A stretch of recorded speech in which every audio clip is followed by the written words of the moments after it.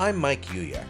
I love to try new things, and I've had culinary adventures all around the world as well as right at home. I've had really wonderful food, as well as some really horrible food. I'd like to share some of my adventures with you, and we'll see if I have what it takes to fix whatever goes wrong. This is Recipe Redemption.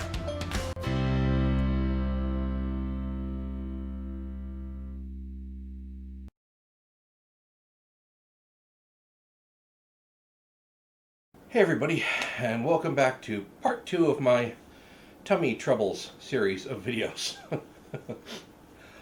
This time I wanted to take a look at some of the most burning food questions on the internet. Not questions about burning food, but what's on people's minds with regard to food.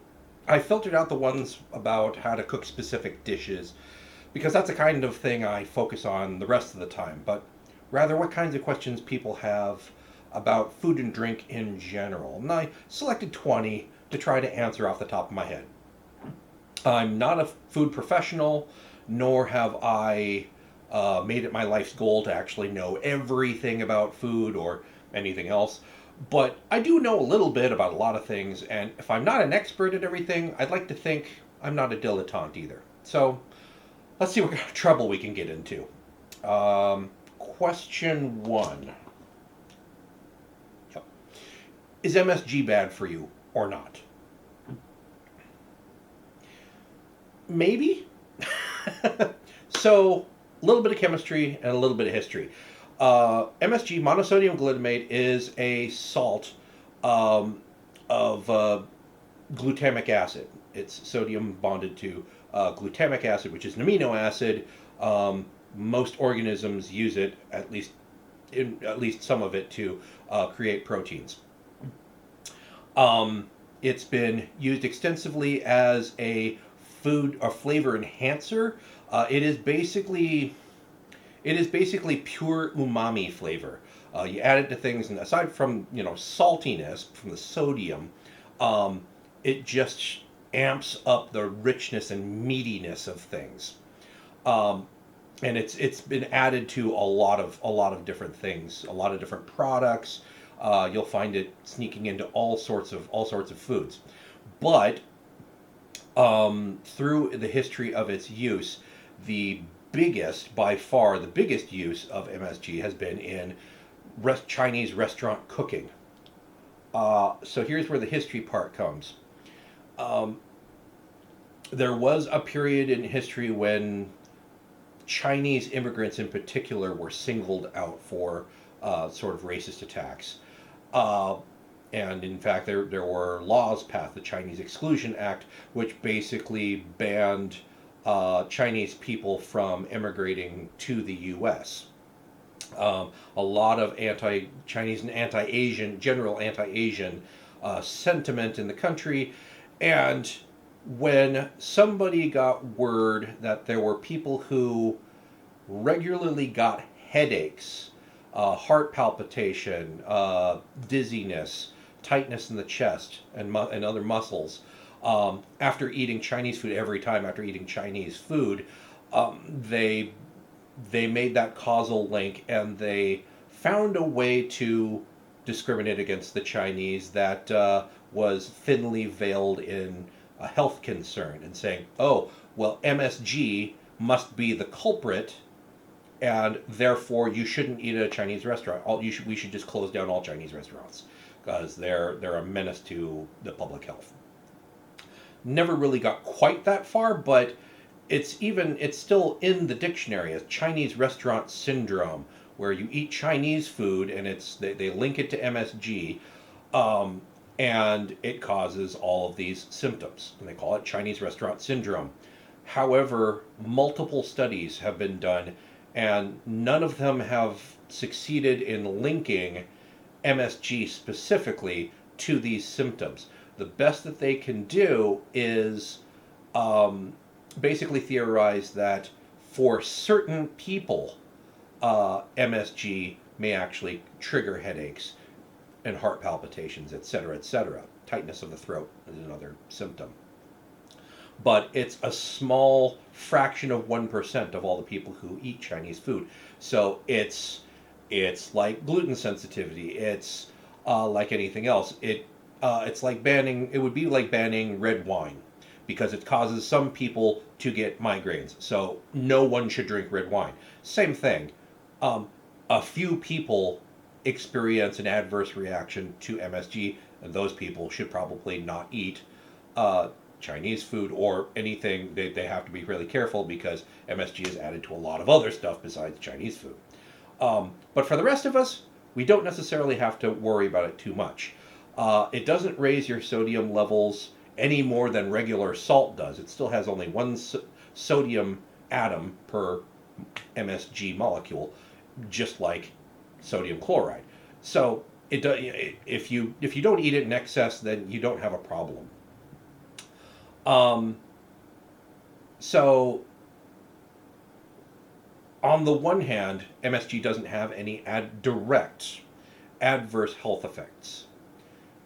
However, there is some new research, somewhat conflicting research, unfortunately, that may indicate that it does have an effect on hunger hormones.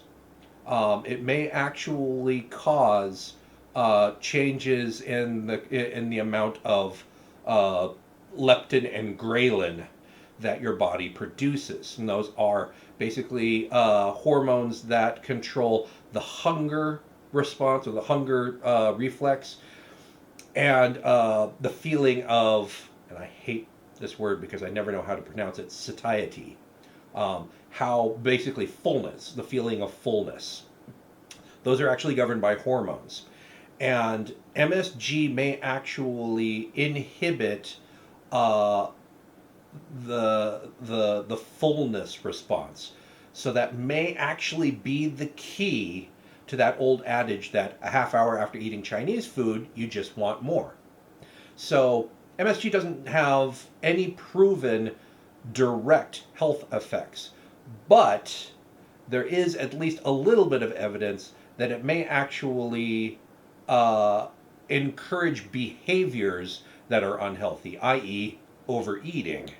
So stay tuned on that. But for the meantime, don't worry about it. If you go out to Chinese food for every now and then, it's not, MSG isn't going to kill you. And in fact, they sell it in stores for you to add into your own cooking for exactly the same reason that it's used everywhere else as a flavor enhancer. If you want to add pure umami to things, um, if you're really worried, you can also do things like using mushrooms. Those have an umami flavor. Certain kinds of seaweed like kombu. Um, in addition to kind of a seaweedy flavor, it also adds umami flavor to things. That's why they use it for the broth that you use for miso soup. So, anyway, enough on that. Question number 2. What's the best juice cleanse to do? I don't really believe in juice cleanses, but let's go a little further than that. Any diet or practice that claims to have you eat, well, just one thing, or or do one practice of some sort, and it promises to purge all toxins from your body, chances are pretty good. I'm not going to say 100%. There may be something out there that I don't know about that is the absolute panacea, but 99.9% are bunk, absolute bull. Because guess what? Your body cleanses toxins all the time. You just have to give it time. So the thing behind really all diets, and specifically in this case the juice cleanse, is not so much what you're eating or drinking, but what you're not. Okay, you're avoiding things that have known toxins to them. And, obviously, if you're actually concerned about your health, you're not smoking, you're not drinking, you're not doing illegal substances or anything like that. You're probably not eating a whole lot of red meat. You're doing all the things that you're supposed to do anyway. Now you're limiting your intake of bad things, and you're eating something that is probably generally good for you, whether it's eating a salad instead of a full meat meal, or skipping meals, or replacing your breakfast with grapefruit, or whatever it is, or a juice cleanse where you're consuming nothing but juices. You're restricting your diet. So you're not consuming things that are bad for you, and you're consuming smaller amounts of even the things that are good for you. So what you're doing actually is giving your body a chance to purge any sort of toxins or waste products out of your system all by itself. That's why you have kidneys. That's why you have a liver. It's why you have a pancreas. They're all either filtering your blood, or producing enzymes that help to bind, chelate basically, and remove waste products and toxins from your body. So, if you're going to do a juice, it's so, and that's fine. Just realize that it's not the juice that's doing it; it's your body doing it, and you're just giving your body a chance. So, if you're going to do a juice cleanse, that's fine, but you should do it. You should do one that is endorsed and evaluated by a licensed nutritionist. The whole thing is you want to reduce your intake of bad things, but you don't want to starve yourself. You don't want to be malnourished. So you still want to get the nutrients that you need to make it through your day and not cause your body to consume itself in unhealthy ways. So, best juice cleanse to do, one that an actual expert has come up with. Don't just go out and buy a gallon of Sunny D and think, I'm going to purge my toxins. You're probably not going to be happy in a couple days. So, question number 3. What's the cheapest, healthiest place to eat at? Home. Yours, not your parents' home. Your home. You buy the ingredients, you cook them, you have a choice in what you put in your body. So that is the healthiest and generally cheapest. You can buy in bulk. You can, make large batches, and basically for the cost of one meal out, you could feed yourself for several days. So that's probably the cheapest, healthiest place you can be. Question 4. I need to hurry up because I'm taking up a lot of time. What are the hottest ethnic foods to eat right now? Right now?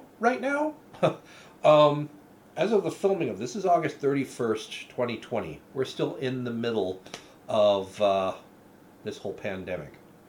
So, since many of us are still stuck indoors, the hottest ethnic foods are probably your own comfort foods. The ethnic dishes that you grew up with are probably the hottest ethnic dishes right now. Over the past couple of years, I'd say Vietnamese cuisine. And surprisingly, Chinese cuisine. Vietnamese, because more people are discovering the joys of banh mi sandwiches and pho. And Chinese, because more places are opening that specialize in regional Chinese cuisines. So there's more nuance to your local Chinese restaurant these days than the 1950s chop suey and egg roll model, or the Panda Express that some people think when they think of Chinese food. I'm seeing more family-owned European restaurants pop up as well, like Russian and Scandinavian places. I think I even saw one that specifically billed itself as a Georgian restaurant, which I'm curious to try, assuming it ever opens again. But that's a constantly evolving answer to that question, because people are discovering not really new, but to them it's new, discovering ethnic foods that they'd never even heard of before, and suddenly they're the newest big thing. So, question 5. My parents eat horribly. How do I nudge them in the right direction? Take the long road. Part of the problem is that people think healthy food is either too much trouble to cook at home or it doesn't taste very good. So you have to introduce them to recipes that are quick and simple to make and are packed with flavor. Um, Meal planning subscription services, like I think Blue Apron is one of them, can help. Everything comes basically prepped and measured out, which is often really the time consuming part of cooking. And all they have to do is throw it in a pan in the right order. Um, Reintroduce them to the joys of fresh herbs and flavor enhancers that don't add a lot of fat, sugar, or salt, but do add a huge burst of flavor to dishes. Basically, you kind of have to show them by example, kind of lead them by the nose to dishes that are healthier and taste great. I think that's about all I have to say about that. Question 6. What's the easiest way to avoid getting fat from takeout? I eat it 24/7. Well, you probably don't eat it 24/7, but I get what you mean. Um, well, the easiest way, don't eat takeout all the time. If you're able to, even if you have an efficiency and you have just a little bit of counter space, you can get yourself a hot plate and cook yourself something, 2-3 nights a week will help.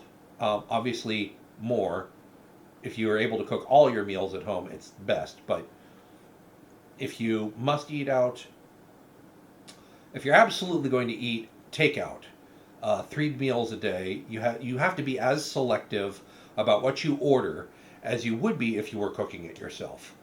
Um, Always get something with vegetables in it. You get the fiber and the nutrients from them, and it takes up space that might otherwise be filled with fatty meats or calorie-heavy carbs. Maybe even get a vegetarian option from time to time. It won't kill you, and if you choose wisely, can be almost good enough that you don't miss the meat. Dressings and sauces. If you have the option, order them on the side. So your dish isn't drenched in something that could be packed with extra sugar, salt, fat, or all three. And sometimes they cover up the perfectly wonderful flavors of the actual food. Yeah, that's not all. Question 7. How can I save money when grocery shopping? Buy in season. Buy your produce that's in season and preferably local. Those apples that you're buying in the store in February probably didn't come from Washington State. More likely from New Zealand or maybe Chile.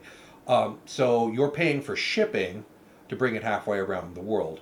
And by the way, if you thought that stuff was picked green in the U.S. in order to get trucked a couple days to your grocery store, just imagine produce that's picked 12,000 miles away and has to be shipped here.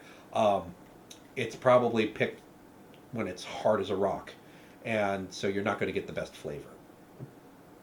Um, Obviously, look for sales. For non-perishables, wait for sales and then stock up so you have them whenever you want them. Don't be afraid of bulk bins, but do remain vigilant that you're buying from someplace that has a lot of turnover.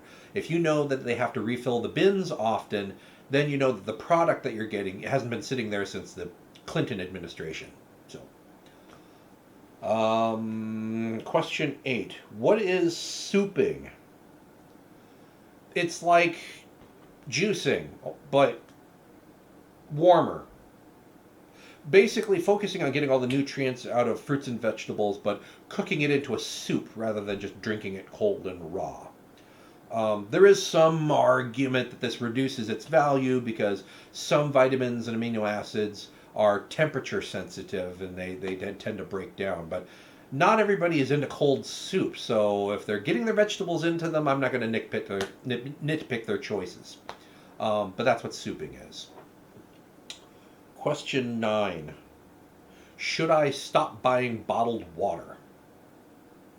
Generally speaking, yes. I mean, if you're in the desert and come across a convenience store by the side of the highway, then sure, whatever water you can get it is necessary. But short of that, get a reusable sports bottle, refill that with filtered water.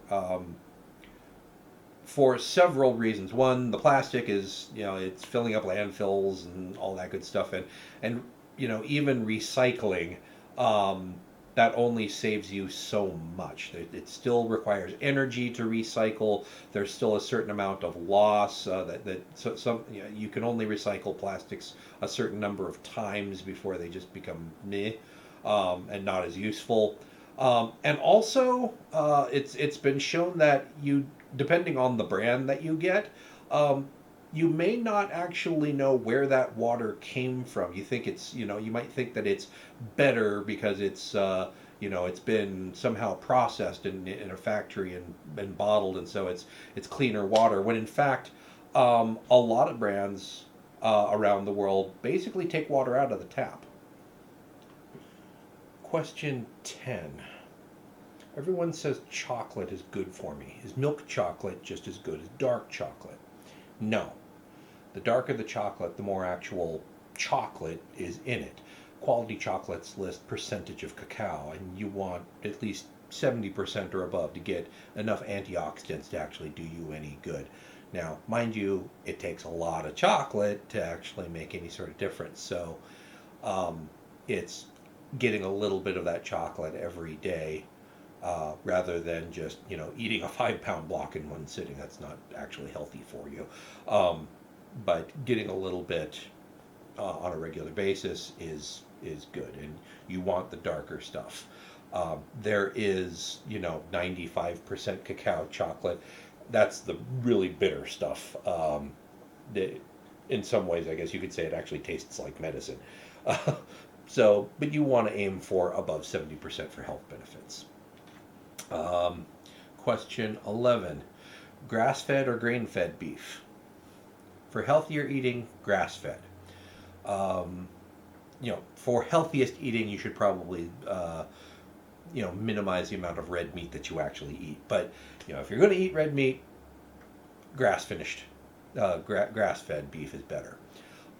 When you grain finish beef, you're basically fattening them up for slaughter. The heavier the beast, the more money you make when you're paid by the pound, right? However, they're fat. And aside from the increased fat content of the meat, it does affect the color, flavor, and texture. Grass-fed beef tends to be darker in color and deeper in flavor than corn-finished beef, because the cow hasn't been fattened. And because they tend to be older by the time they go to market than grain-fed beef, and therefore some parts of the cow are sacrificed to protect us from mad cow disease. So yield is lower, and it is in some ways more labor intensive to raise grass-fed beef than grain-fed. It's going to be a bit more expensive than grain-fed, but it might be worth the extra expense to have healthier, tastier steak if and when you have a steak. Question 12. Do higher prices or higher priced foods mean that they are the best quality for me? No, not necessarily. It just might mean someone's trying to rip you off. I know people who believe that you get what you pay for, so you should pay as much as possible, but that's pretty foolish. I've gotten smoking deals on really high quality foods, and I've gotten hosed by really expensive foods that ended up being really disappointing. Ultimately, you need to educate yourself about where your food comes from, how it's produced, what goes into making it, so you can make decisions about whether it's truly worth the price that they're charging for it. And ultimately also just knowing what things actually are worth. So I could go on a rant about grocery store pricing practices. Especially when you see buy one get one free deals, check to see what the price, supposedly what the price was before the sale. A lot of times they just raise the price of the thing to double what it was. So you can say buy one get one free, and you're still paying the same amount per pound. It irks me. Question 13. Can you overdose on carbs?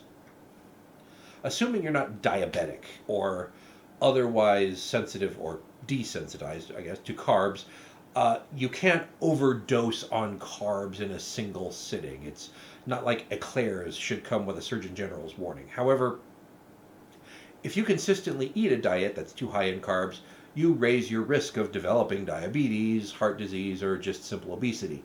Moderation in all things, including moderation. If you really want that 12th cheesy breadstick and you've got the room for it, fine. It's not an overdose, it's just overeating. 14. How much water should I drink a day? It depends. The whole 8 glasses a day rule, that's a myth. The amount of water that you need depends on a lot of things: your individual physiology, your activity level, the weather, how hot it is, how much in the way of waste products you need to eliminate from your body, etc., etc., etc. Also, your intake of water should include the water that you get from your food, either directly because your food is moist, and secondary as the food is broken down and metabolic water is released. That's what it's called. I usually gauge how I'm doing hydration wise, since you asked, by my pee. If it's pretty light in color, I'm doing okay. If it's too yellow, I drink some more water. Or if I'm thirsty, drink more water. Um, where are we? Question 15. Why is everyone going gluten free, and should I do it? Um, I just realized I'm picking a lot of dietary stuff, but okay. Um, if gluten hasn't given you any problems up to this point, there's no reason to avoid it. Gluten is a protein component of some cereal grains such as wheat that some people have a sensitivity or intolerance to. However, if you don't often experience pain or bloating after eating wheat products, and more to the point, if you haven't been diagnosed by an actual doctor with a condition triggered by gluten or wheat, like celiac disease or other gluten sensitivity or intolerance, you don't have to avoid it. However, as I said above, you might want to cut down on the carbs if you've been heating the pizza joint pretty hard every week. That's probably more of a concern for the majority of us, rather than avoiding gluten specifically. 16. Does it really matter if sugar comes from an apple or a Snickers? Does it react the same in the body? Yes, it matters, for two big reasons. First, the sugar in an apple is fructose, which has a lower effect on blood sugar levels after consumption than the sucrose in a Snickers bar. You also have to look at what else is served up with the sugar. An apple has a bunch of fiber and protein too, which not only slows the absorption of the sugar into the bloodstream, but helps tame down your body's response to that sugar. So even though they both have about 20 grams of sugar, an apple is going to be a better snack because it won't give you a sugar high and the subsequent crash like a candy bar will, and because it actually gives you nutrition, not just energy.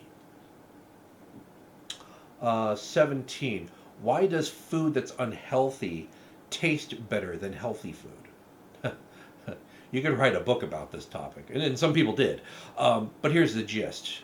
Um, Evolution of a species takes a really long time, but the evolution of a technological society could happen overnight. So biologically, we are still hunter-gatherers who might go a week between downing something big enough that the family slash clan slash tribe can get more to eat than just enough to piss you off.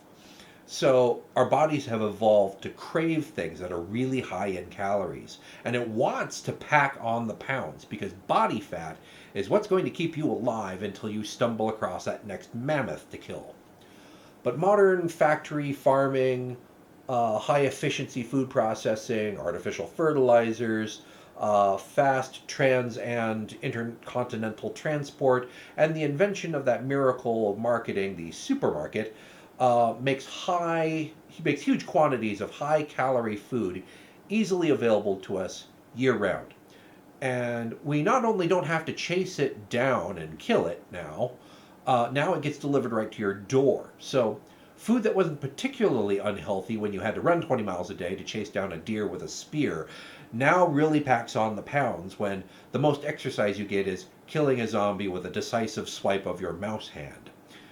Back in the day, we didn't evolve to crave celery, because that simply wasn't going to sustain us long enough to hunt down another wild herd of celery. That and the availability of spray cheese was extremely limited in the Paleolithic, so celery was even less popular than now. 18. Have you ever thrown spaghetti against the wall to test for doneness? If it sticks, it's done, so they say. Don't do this, please. You make a mess, and it isn't actually a great test. The stickiness of the pasta can be challenged by a really smooth wall, or if it's really dusty or powdery for some reason. Just the wall, not the pasta. Just fish a strand out and bite it, for goodness sake. If it's pliable and just slightly chewy, al dente, then it's done. 19.